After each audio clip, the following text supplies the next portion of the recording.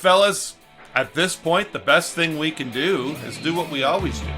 What we keep doing here on the Ozone. It's when we lay it all on the line.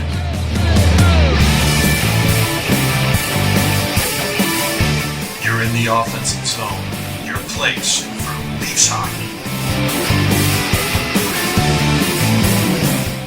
This time we don't have a game, not a one-off to look forward to. We have a whole series. I hate to do this to you fellas, but we got a tight series against the two-time Stanley Cup defending Tampa Bay Lightning. What do you think's going to happen, Kev, and why? Well, I think home ice is going to be big. I think Leafs in 7, and we saw Tampa Bay last year win the Cup with dominant special teams. 5-on-5, they weren't actually that good. During the regular season, 5-on-5, they were mid-pack. They were below 16th in the league, 5-on-5. But their special teams was outstanding. They carried that in the playoffs. They are big and rugged, bigger and more rugged than we are, for sure. But the great equalizer is the special teams. The Leafs power play scores, they will not be as rugged, guaranteed. You cannot you cannot be in the box if you're getting scored on the power play. I'm hoping, I'm counting for the Leafs power play to be dominant. I'm hoping that the penalty kill is better than it has been the last 2 weeks. I don't think it needs to be quite as towardly aggressive in their own end, but I think the special teams are going to be the difference, and so is home ice, and that's the difference in the series.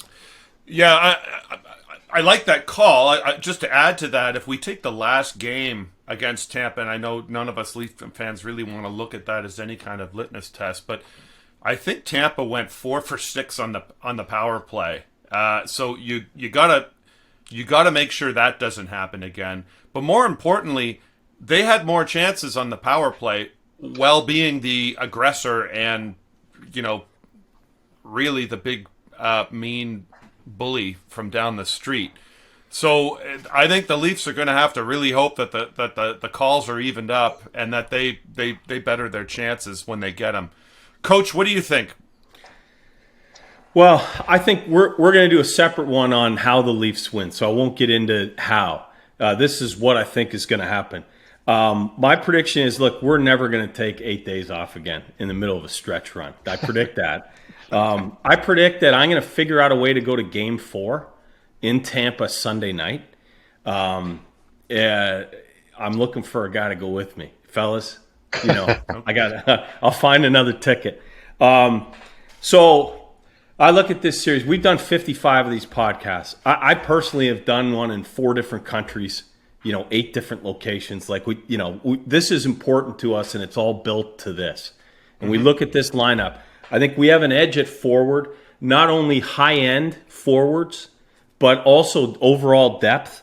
I think we've got an edge in defensive depth. I think we have an edge in special teams, as we talked about. I wouldn't change a thing about our PK, and I think we're going to come through on the power play, and it does negate that physicality.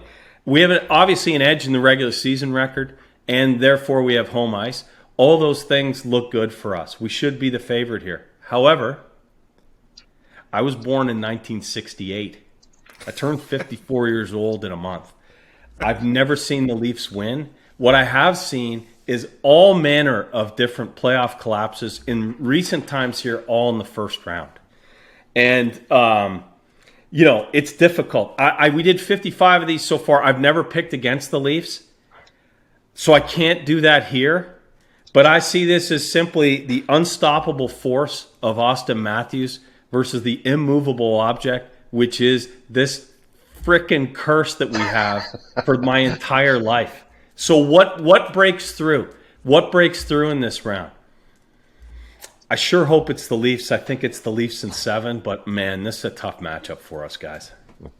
I'm going to call the Leafs in 7. I'm going to say they get badly beaten in 2 of those games, but respond valiantly. I think Campbell wins 1 game in a shutout. I think Kampf is an unlikely hero and wins Game 7 for the Leafs with a goal and an assist.